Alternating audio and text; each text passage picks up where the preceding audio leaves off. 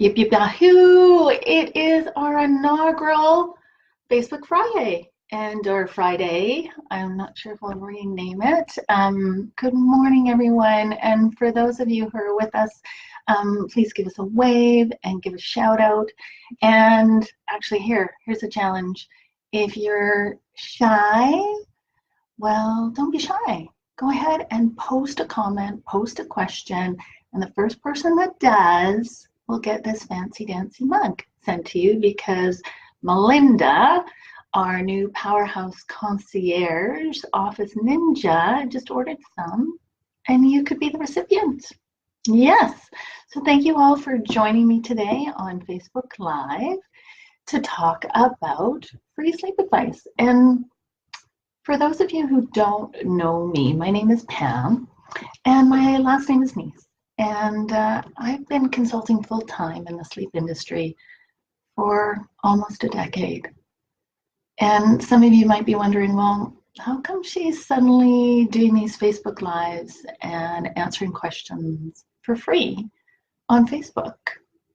And there's really two reasons. One, and most importantly, I've got the capacity now.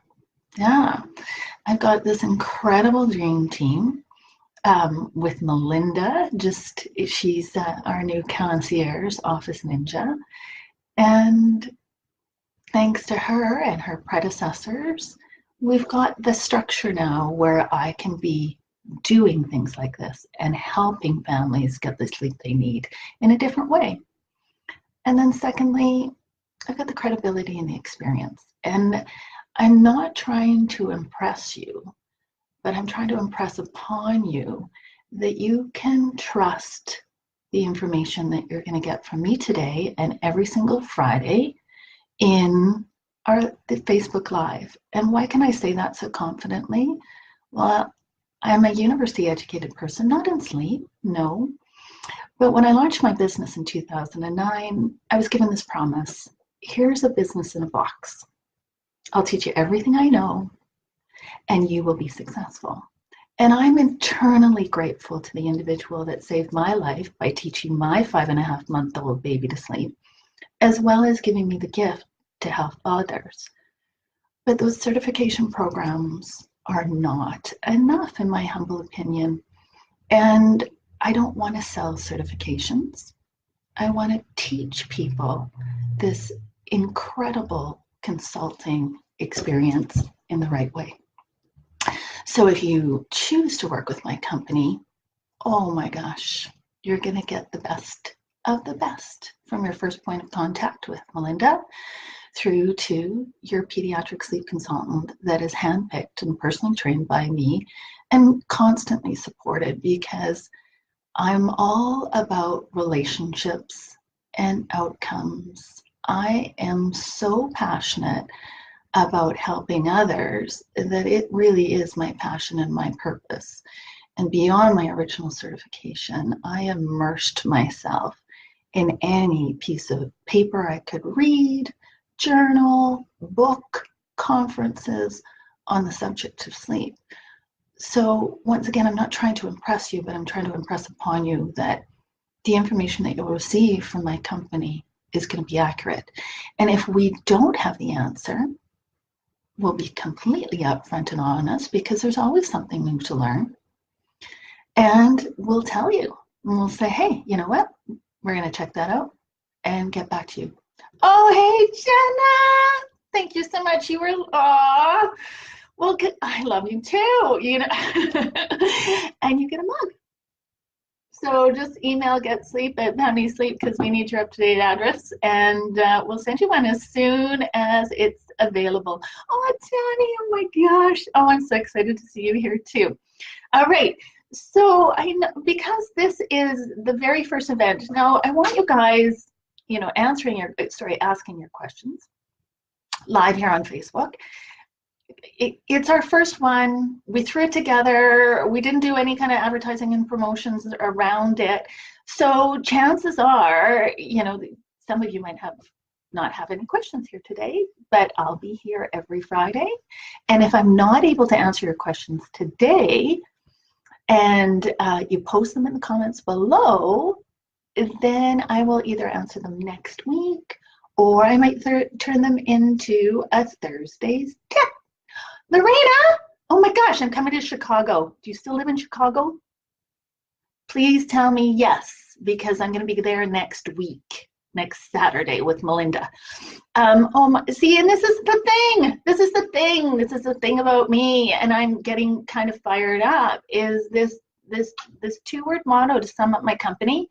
Relationships and outcomes. I'm crying here because there's people that have been following me since I opened up my practice in 2009, and they're still with me today. Not because their kids don't sleep and they still need help. It's because they're still raving fans, and they're still referring families to my company and trusting in my services. And for that, I can't thank you enough. And if you are a past client and you're not,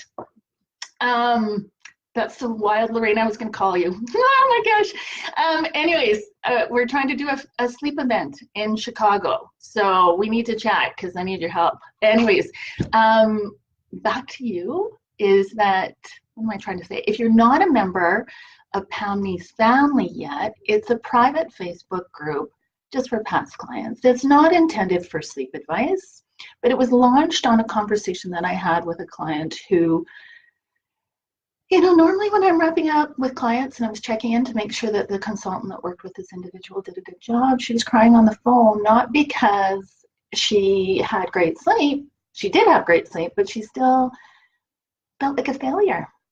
And I asked her, do you still, do you have family? Do you have support? And she went on and said, no. And I went, okay, I got to do something about this. I'm always trying to add value to the clients that we serve. So we launched this private Facebook group called Pamni's Family. And it's about the ups and downs of parenting. And oh my gosh, I get so excited seeing the dialogue in that group. And last summer I was getting calls going, Pam, I heard amazing things about your consulting services, but I also heard amazing things about your private Facebook group. I can hardly wait to graduate. Oh my gosh. So if you haven't joined Pamni's Family yet, you really must if you're a past client. And if you're going to be a new client, look forward to graduating and joining us in that group because there's lots of really great things happening over there. Okay, so there's actually a live question here. Yay! Awesome, Jessica. Thanks so much for joining us. She wrote, hi, we have a 4-year-old. He is still currently having naps. The naps are affecting his bedtime. Most nights we are lucky if he falls asleep before 11 p.m. We know we need to cut the naps. However, our question is, how do you cut the daily nap to get out of this cycle? The days he doesn't nap, he's desperate around 4 to 5 p.m. and to find a place to curl up to sleep.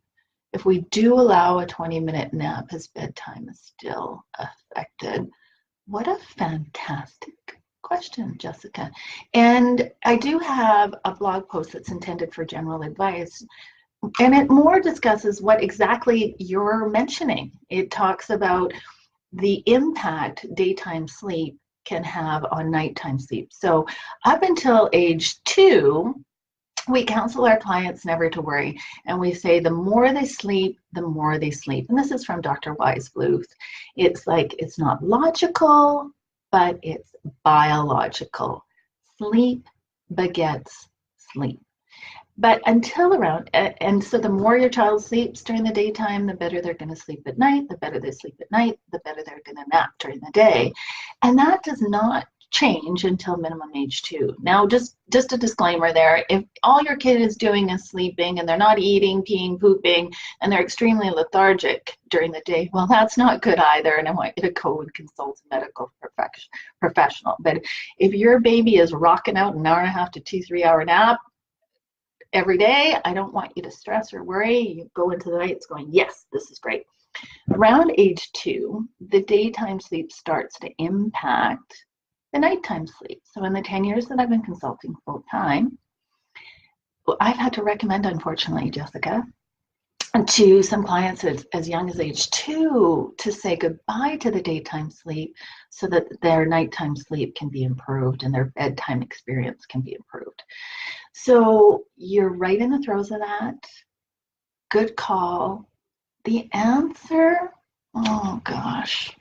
I hate to tell you this, Jessica, but it is tough. And I went through this with my 2.5-year-old. And for those individuals that have worked with me personally, and we've had this discussion, is the daycare honestly hated me. There was a lady who had been caring for children for over 30 years, and she actually looked me in the face and she said, "You clearly do not know what you're doing. I would never refer a family to you because your daughter was the best napper in this facility. And now that you've told us not to let her nap, oh, and by the way, she was the best napper and the best behaved child. Now that you've decided to say goodbye to the nap, she is now constantly tired, grumpy, miserable, difficult to manage, and the worst behaved child in this facility." And so, Jessica, what you're experiencing is completely normal. And there's going to be days where your little man will have N written all over his forehead, A on his chest, P on his knees, and S on his feet, like naps, like nap me now. And he'll be crashing, but you can't let him. And I think in his age, like if you read the blog post, I talk about how you can dial back the daytime sleep in order to still have a nap as well as nighttime. I think in your case, you're just going to have to pull the plug and not let him nap. And the first couple weeks are brutal. And I'd really encourage you to dial back bedtime. So if you're currently putting him down around 7, dial it right back down till 6 so that his body can adjust to the loss of the nap. And honestly, it takes 4 to 6 weeks for that body to adjust to these changes. And please don't let them nap every 5 days or so, or every 6 days ago, or every 6 days, because I had a client who did that years ago. And what ended up happening is their little person was awake, I'm not making this up, for 3 hours in the middle of the night. And months after eliminating the nap, she didn't reach out for professional advice before she did it. She did it just based on her own intuition, her knowledge, and as well as advice from her doctor. Her doctor said, "Oh, it's okay, just let him sleep once a week when he needs it." Well, it messed his whole little system up. And by the time she called me, he was awake some nights for 3 hours in the middle of the night, not able to sleep. So in the medical world, it's called a sleep-wake schedule. And we all operate better when we have a consistent bedtime and a consistent wake-up time. And so in your case, it looks to me, just based on general advice, that that little man of yours needs to say goodbye nap entirely, and you dial back bedtime. Now, having said that, this is general advice. So if you would like specific, customized advice to your family, then reach out to getsleep@pamysleep.com, and we'll set you up with a consultant and do a mini package. But I hope today helped. Please let me know. So there's 2 individuals that are in Pamy's family. That's that private Facebook group that I mentioned. And if you just tuned in, my name is Pam, and I am the proud founder and CEO of Pammy Sleep. And I opened up my business in 2009. And way back then, it was just little old me trying to make the world a better place with the beautiful gift and skill of sleep. And thanks to primarily word of mouth and my passion about outcomes and relationships, this little company has grown thanks to one tired family reaching out and another happy sleeping family, a past client of Pammy Sleep, saying, "Hey, these are the people you need to call." And I'm so grateful for that. The single mompreneur cannot thank those clients and those family and those friends that have supported me all these years. I can't thank you enough. So in the private Facebook group, what I realized is that even when we create these amazing super sleepers and we have these sleepy toolkits and these amazing resources, sometimes there's still questions. So yesterday I said that I would be answering them. So here's a wonderful client named Rami, and she wrote in saying, "Hi, I'm in the middle of transitioning my 16-month-old from 2 naps to 1, and we have her going down at 11 for her naps right now. And I'm following my notes from Pam, but I'm not sure how long I should let her sleep. 2 hours, 3 hours. It's been a while since I did this step. I can't remember, exclamation mark. I've been waking her up at 1:30 and putting her down at 6:30. I just need to know, what's the longest her nap should be? So fantastic question, Rami. Because of your daughter's age, my best advice is always allow the body to sleep as long as it needs to. And as you know from working with us, is there are some exceptions, and that's exactly why you're asking. So if you've just finished, you're in the middle of transitioning, you say, so my best advice is to allow her to sleep as long as her body needs, because what you're trying to do is chunk 2 naps into one in the afternoon, and it's going to take another 4 to 6 weeks after you get to noon for her body to adjust. So for now, let her sleep, and then I would wake her up. Yes, we want to preserve bedtime, so if she's still sleeping until like 4, 4:30, even 5, yes, wake her up and then preserve your bedtime. And if she sleeps all the way till 5, which I think is really unusual, then you would put her down at 8 o'clock that night rather than your typical 7 o'clock bedtime.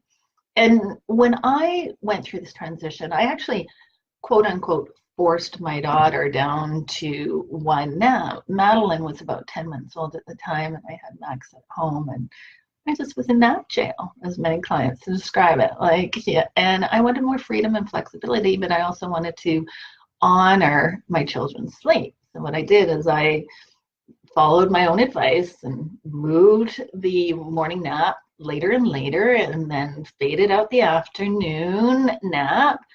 And oh my gosh, my daughter would go down at noon and sometimes sleep until 4, 4:30, and still go to bed at 7, 7:30, and then sleep through the night, and wake up after 6 every morning.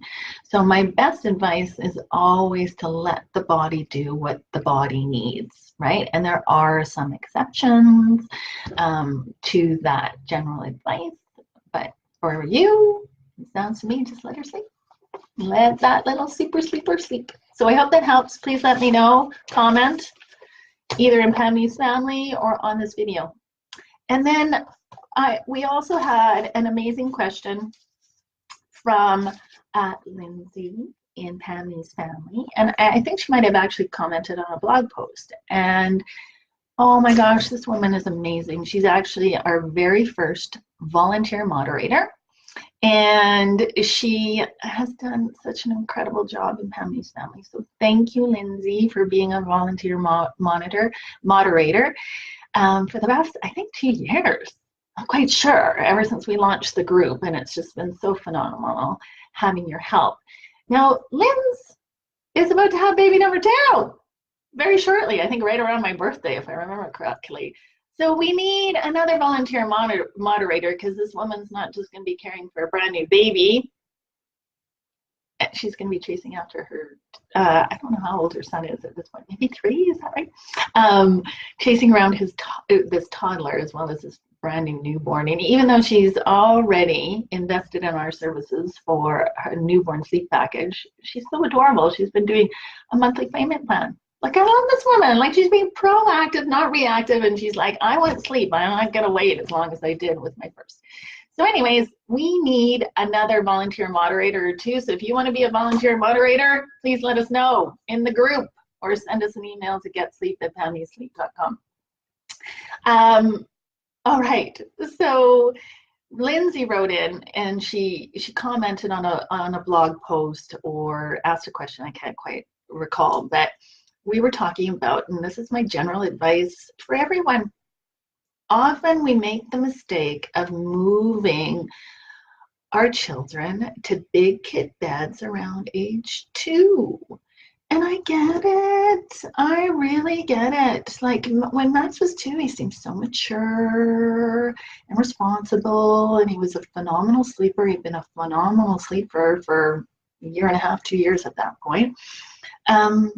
But I waited until he was 3, and I did the same with Madeline. And even though your child might seem ready to move into a big kid bed, my argument is, why take that risk, especially when a new baby is on the horizon. And Melinda, my powerhouse, or our powerhouse concierge office ninja, just shared with me the other day, I didn't remember this, but when she reached out for help with baby number 2, she asked the question going, hey, should I move my daughter to a big girl bed and free up that crib for my second? And the answer was no, keep her in, even if she's over 3, until your daughter adjusts to the arrival of the new sibling. So my general advice is keep kids in cribs until age 3. And if you're a new person watching Pandy sleep, you might have already made that transition. And if it's gone well, great, awesome. But I've seen parents have a 6-week honeymoon, 12-week honeymoon, 3-month honeymoon, and then things go sideways. So my argument is always, why take that risk that your kid might not transition successfully? And if quite often you hear, oh, my kid hates his crib, and that's why I moved him to a big kid bed, or for various reasons, and that's why I did it before age 3. And if that's the case and your kid's still not sleeping, we can fix that.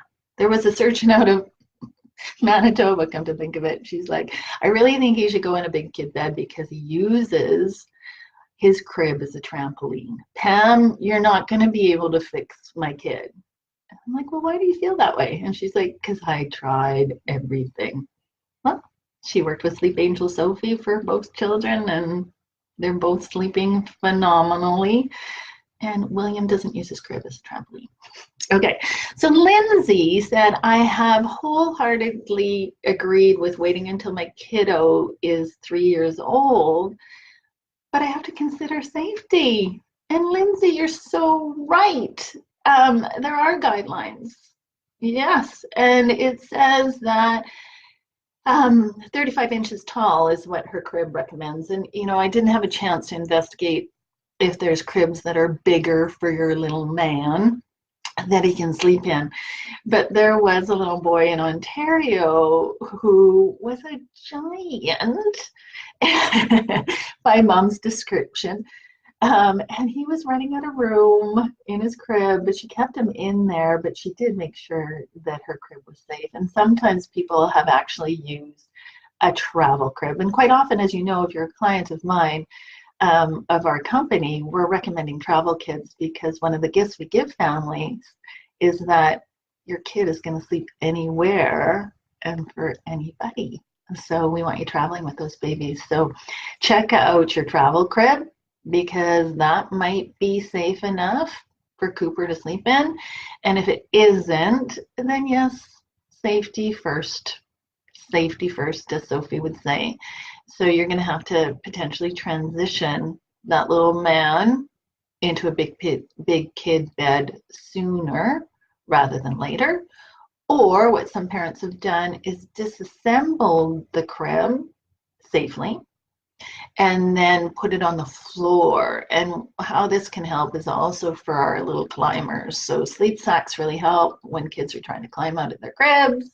But also taking apart the crib and then putting it back together on the floor can also help.